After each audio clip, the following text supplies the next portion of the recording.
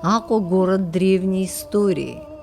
Предки абхазов были осколками тех великих очагов древней культуры Ближнего Востока, откуда потом европейцы брали ее, создавая свою цивилизацию, утверждал академик Мар. И только потом на этом месте расцвели древнеантичные города Диоскурия и Себастополис, средневековый Сан-Себастьян и Сухум-Кале. Само время, эпохи, века смешались здесь, создавая атмосферу неповторимого причерноморского города со смешением разных архитектурных стилей.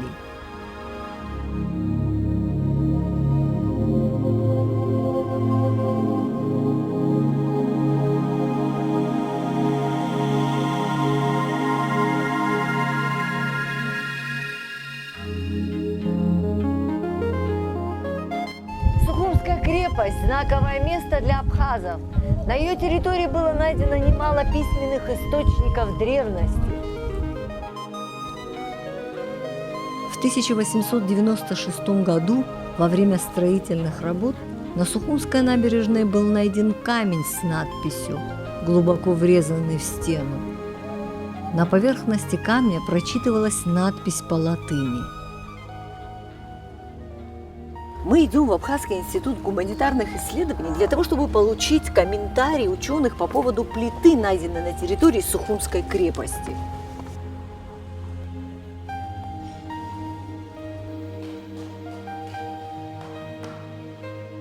На территории Сухумской крепости был найден вот этот фрагмент камня. Как ученый, археолог, прокомментируйте нам, что здесь написано и как бы вы датировали. К сожалению, плита фрагментированная, но тем не менее, несмотря на это, все это читаемо. Состоит она из 3 строк, написана на латинском языке. Первая строка – это, значит, неполное имя Адриана, но оно читается, Хадр, почти. Перфла – это, значит, обозначает, что был проведен какой-то акт через Флавия Ариана. Акт императора Адриана, который проведен через Флавия Ариана. А вот что такое это лег? Лег это может обозначать его должность, легатус, легат такая должность была в империи, или же легионис, то есть легион, которому принадлежал Флавий Ариан. А он мог принадлежать либо к легиону молниеносному, либо Аполлонову, они дислоцировались как раз в Восточном Причерноморье, в том числе и Абхазии. Это действительно уникальный случай, когда исторический факт подтверждает какой-то письменный источник. А по письменным источникам самого Флавия Ариана мы знаем, то есть даже у нас в истории написано Абхазии и в других историях, что в 137 году по заданию императора Адриана Флавий Ариан, видимо, чиновник, его там написано, совершал инспекционную поездку по всему Восточному Причерноморью, и в частности он попал в Севастополь. Он был в Трапезунде, Апсаре, Фазисе и вот в Севастополисе. И в некоторых местах он оставлял и надписи даже. Вот в данном случае он оставил надпись, свою визитную карточку.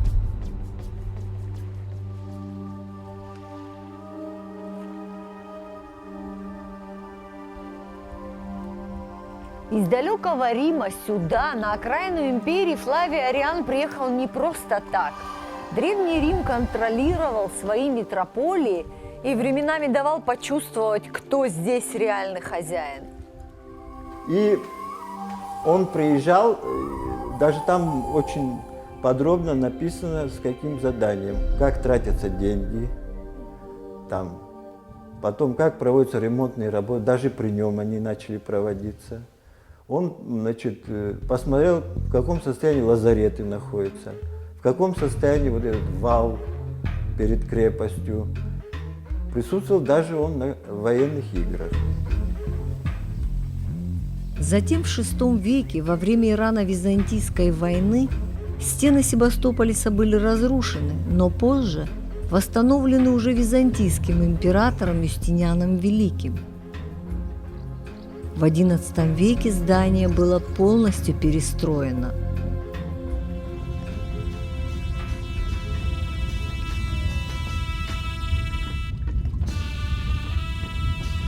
В 1454 году турки впервые высадились в районе Сухумской бухты. А в 1724 году на развалинах римской крепости было построено мощное укрепление под названием Сухум-Кале.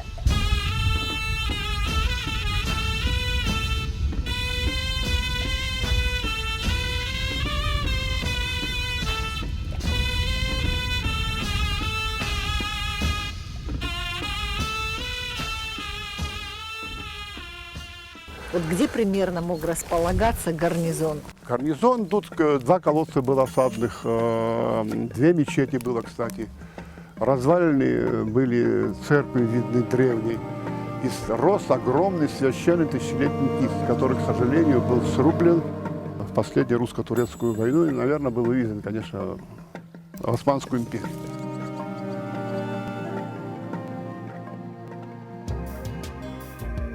Крепость имела четырехугольную форму с бастионами по углам, предназначенными для обстрела вдоль стены.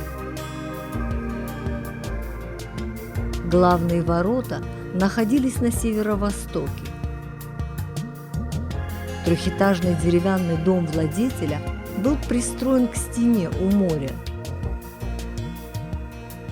Там же стояли склады для провианта и пороховой погреб.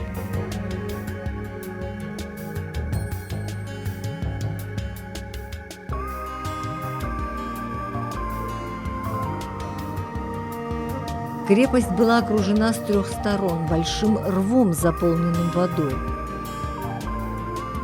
От реки Басла была вырыта турецкая канава шириной до 5 метров. Маленькие лодки-филюги с моря заходили в реку, а затем по турецкой канаве подплывали прямо к крепости. Этим способом передвижения долго пользовались жители крепости.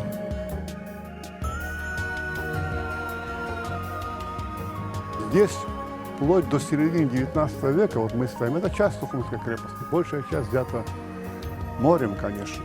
Абхазские пастухи, это по описаниям я говорю, играли в мяч, то есть таймса-кятчера, перед Сухумской крепостью. А в 80-е годы, 70-е годы можно было ее объехать на фаэтоне. Вот за такое время море подошло.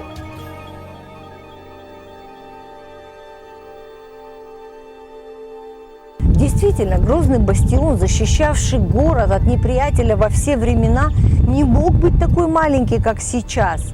О том, что Сухумская крепость была значительно больших размеров, свидетельствует вот этот колодец. Ведь он находится совсем недалеко от береговой линии. Но древние строители никогда бы не построили колодец с питьевой водой так близко к морю. Скорее всего, вначале он был вырыт в самом центре бастиона. Историки утверждают, что Сухумская крепость простиралась до рыбацких сетей в море. Присутствие колодца здесь говорит о том, что Сухумская крепость была значительно больше того, что сейчас видит современный житель. Сухумская крепость имеет определенные размеры. А колодцев здесь 8 штук пока найдено. В Сухумской крепости, значит, в основном присутствуют слои ранней античности, поздней античности. Под асфальтом здесь очень много разных строений. Глубоко метра за 3 здесь идут стены разные.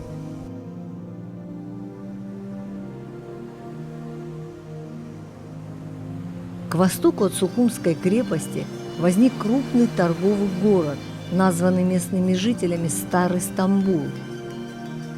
Это было время резкого упадка культуры и экономики края, процветала работорговля. Турки ежегодно вывозили из Абхазии до 12 тысяч рабов.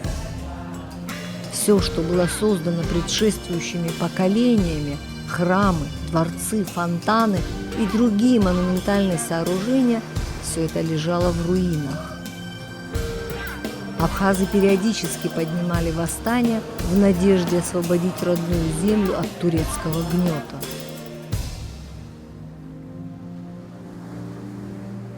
Но еще известно о том, что исследователи на территории Сухумской крепости нашли и остатки христианских храмов. Начиная с 1985 года за этой стеной, значит, был обнаружен храм древний. Он совершенно необычный, необычная конструкция этого храма. Он сделан, притвор его в виде Мальтийского креста. Сам он, значит, тоже базилика такая, значит, октагональная. В конце XVIII века Сухум стал резиденцией владетельного князя Абхазии Келеша Чачба, которому султан присвоил звание сухумского бея и выдал соответствующую грамоту. В течение 3 десятилетий он проводил самостоятельную политику, успешно лавируя между интересами Турции и России. Келешбе очень четко понял стратегию. Она принадлежала абхазским князьям, очень долгое время переходила из рук в руки. А в случае, конечно, угрозы нападения, то, конечно, собиралось ополчение со всех сторон. От 20 до 25 тысяч могли выставить, как говорится, и конницу, и пехоту, которая могла защитить страну. Это как последний раз, когда турецкий султан обратился к Келешбею, чтобы он его выдал мятежного Птаяр-пашу. Тот ему ответил: мы гостей не выдаем. И тогда была двинута эскадра. Ну, Келешбей Чачба, он собрал ополчение, 25 тысяч конниц, вот так было построено полукольцом по побережью. Они вытащили клинки, и клинки, сверкая на воздухе, ждали незваных гостей. Это было очень впечатляюще, и, как говорится, психической атаки турки не выдержали, и они вынуждены были ретироваться ни с чем.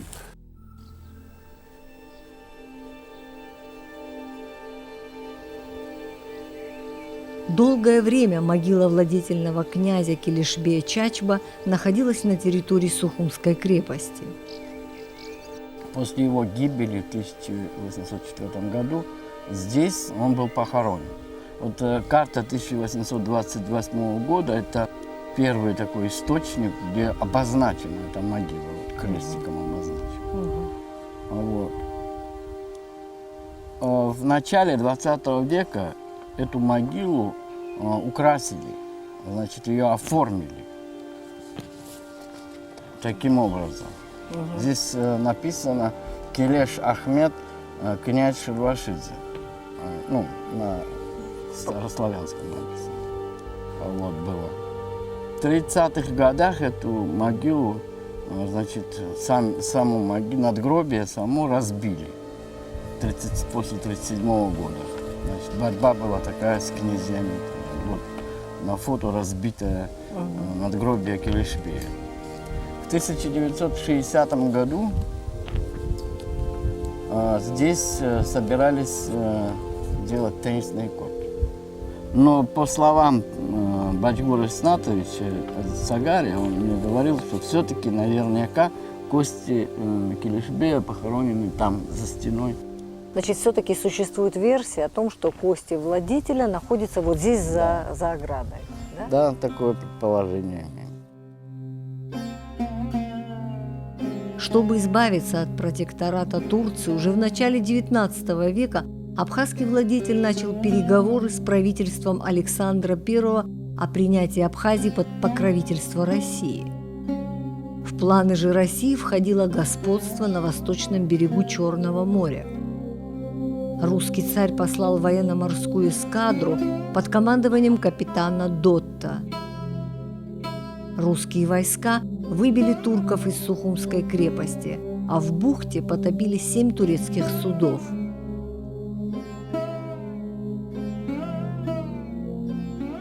Эта крепость, кстати, во время последней осады, когда вот в 1810 году бомбили ее, десант высадили, Асланбей ушел подземным ходом, который вывел его на Гумисту. Любая крепость в Абхазии, даже почти все храмы значимые, они имели Подземные ходы. обязательно. Это было время полной разрухи. В том же году до 5000 абхазов выселилось в Турцию. Это была первая в XIX веке волна переселения.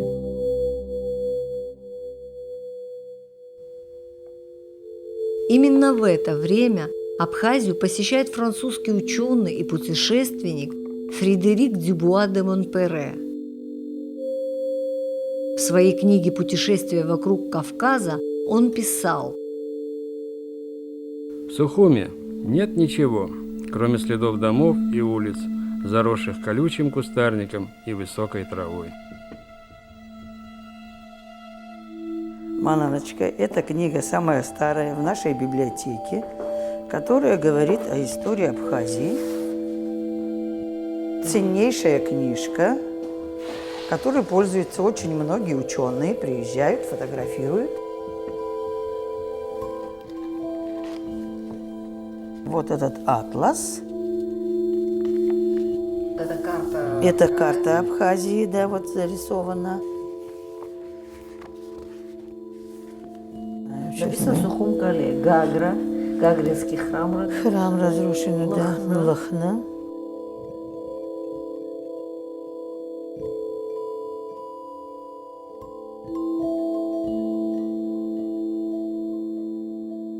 В Абхазском институте гуманитарных исследований нам показали книгу «Атлас. Карандашные зарисовки и пейзажи Абхазии». Таким увидел Сухум в 1833 году Дюбуа де Монпере. Это было время, когда фотоаппарат еще не был изобретен, и потому эти карандашные зарисовки ценны тем, что абсолютно точно доносят до нас прибрежные очертания старого города. И еще, что очень важно, французский путешественник составил карту Абхазии. Вскоре Сухум стал меняться в лучшую сторону. Здесь осушали болото, и началось кое-где строительство. В ту пору Черноморской береговой линией командовал генерал Раевский. Начала развиваться торговля, установилось регулярное сообщение по морю с Керчью, а позднее с Одессой и другими городами. Сухумская крепость в свое время была разделена пополам. Восточную часть занимал инженерное управление, то есть инженерные войска, артиллерия и так далее. А западную часть крепости занимала тюрьма. Была Сухумская тюрьма, которая была поставлена. То есть вон те казармы – это Да, тюрьма? это тюрьма, там сидели известные люди в свое время. Егор Орджоникидзе сидел там в 6-й камере и так далее. Посетивший Сухум в 1853 году русский писатель Сологуб отмечал, что главным недостатком города был нездоровый лихорадочный климат, от которого страдали почти все его жители. Хинин был первой потребностью горожан. Сухумчане складывались по 10-12 человек и выписывали хинин из Одессы.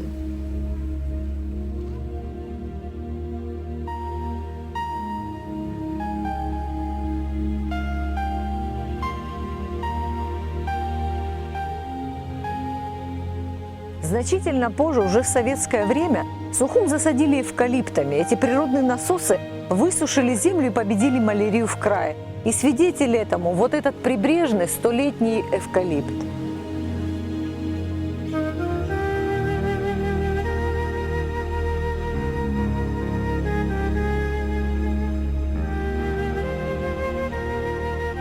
Город Сухум был разбит на правильные квадраты с широкими вымощенными улицами, с водосточными канавами по сторонам. Дома горожан были одноэтажными, турлучными, так называли дома, смазанные глиной. Несмотря на гибельный климат, Сухум, однако, был уже красивым и привлекал к себе многих. Около Сухумской крепости абхазы проводили свои сходы. Так, в 1874 году перед очередным изгнанием здесь слышались их взволнованные голоса. Кстати, вот здесь, около крепости, проводились все абхазские вечи, собрания. Наши ведь руки больше привыкли, говорит, к оружию, к кинжалам, шашкам, саблям. чем к Сахе. Мы устали, но мы хотим, чтобы наши дети учили. Время требовало перемен, и они наступили. В 1863 году в Сухуми была открыта начальная горская школа с пансионом на 40 мальчиков-абхазцев, а спустя 7 лет в городе уже действовала прогимназия для девочек. В 1868 году на углу Лорис-Меликовской и Ольгинской улиц, а ныне это улица Лакоба и Пушкина, было построено новое одноэтажное здание горской школы. В этой школе обучалось 87% абхазских и 12% русских детей. Общая численность составляла 200 учеников. Курс был пятигодичный с правом поступления во все низшие учебные заведения. Полный пансион на 40 детей содержался за казенный счет. Остальные же ученики должны были платить по 120 рублей в год. Рядом со школой, занимая почти целый квартал, располагался опытный участок. Урожай со школьного огорода шел в столовую пансиона. Кроме того, на горе Трапеция у горской школы было 10 десятин земли под подсобное хозяйство, где выращивали кукурузу, фасоль и другие сельхозкультуры. Здесь работали сами ученики, и весь урожай шел на их пропитание. В выходе Сухумской средней общеобразовательной школе номер 10 имени Нестора Аполлоновича Лакоба уже исполнилось 143 года, и здесь учатся дети уже независимой Абхазии.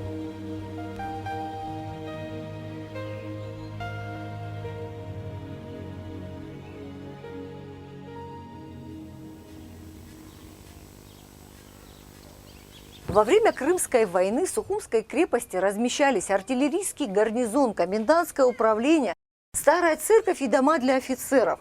Однако самые трагические события здесь произошли значительно позже, во время русско-турецкой войны. В мае 1877 года турецкая военная эскадра в составе 4 броненосцев подошла к Сухумской бухте и выпустила 150 снарядов.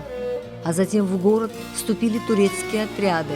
Среди них были и абхазские махаджиры, вернувшиеся на свою родину.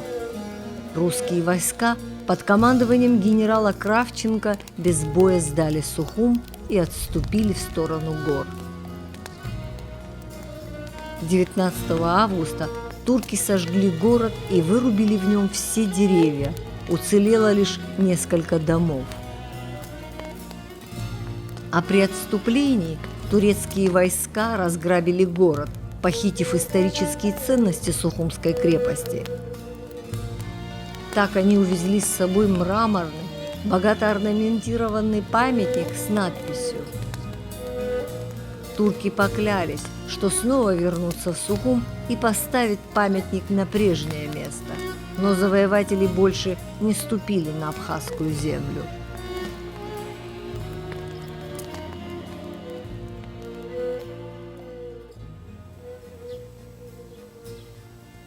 Нам стало известно, что Сухумский постамент, который стоял вот здесь, на территории Сухумской крепости, до сих пор находится во дворе старого султанского дворца Топкапы в Стамбуле.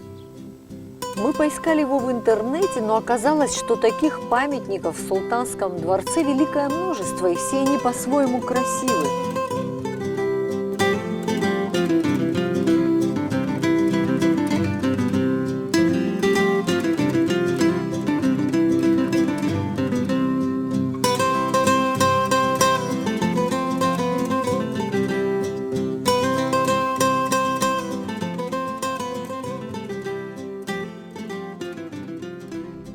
Однако нам повезло, и мы разыскали абхазский памятник.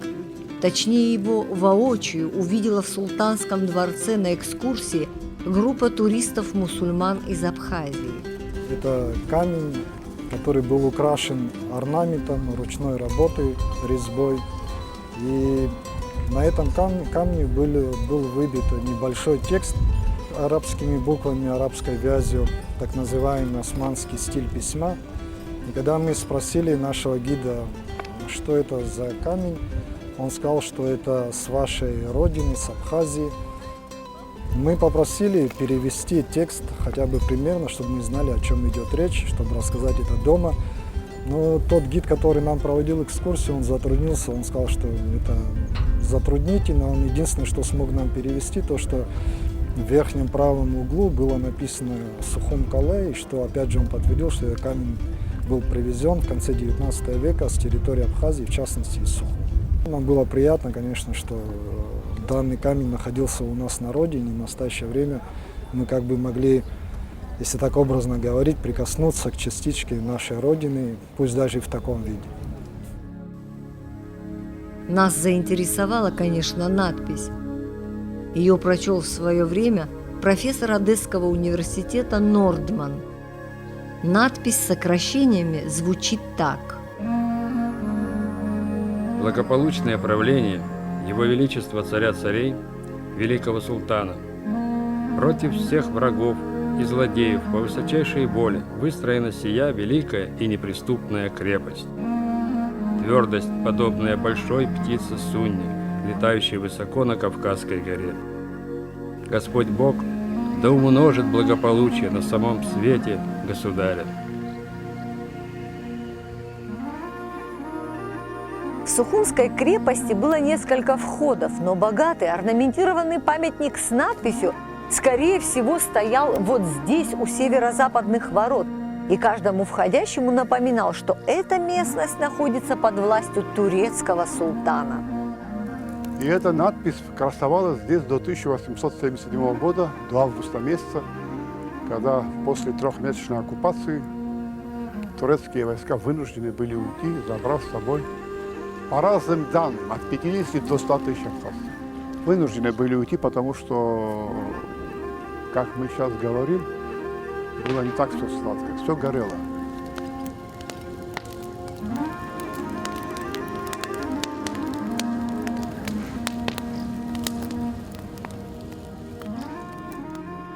Так закончилось 300-летнее господство султанской Турции в Абхазии. Однако в эту последнюю русско-турецкую войну некоторая часть абхазского населения приняла участие в боях против русских, и после победы русской армии абхазцы были объявлены виновным населением.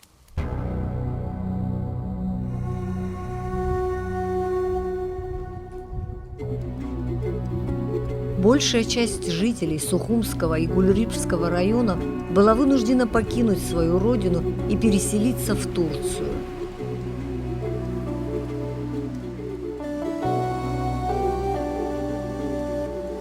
Это была очередная волна махаджиров-переселенцев. Множество сел опустело, а Сухум и его окрестности обезлюдили. Оставшимся жителям, как виновному населению по приказу русского военного командования, запрещалось жить ближе 1 версты от берега моря.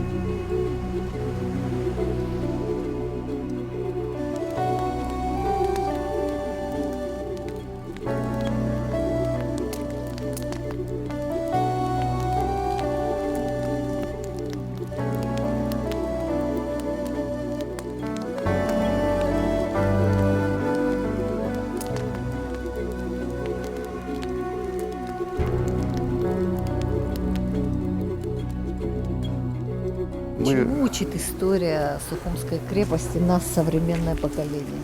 Есть неприходящие ценности. Это любовь к родине, любовь к прошлому, любовь к настоящему. А чтобы стоять крепко в настоящем, нужно с уверенностью смотреть в будущем и помнить хорошо, знать свое прошлое. Вот в этом сила истории. Она должна учить любить свой народ, свой язык, конечно, свои обычаи и традиции.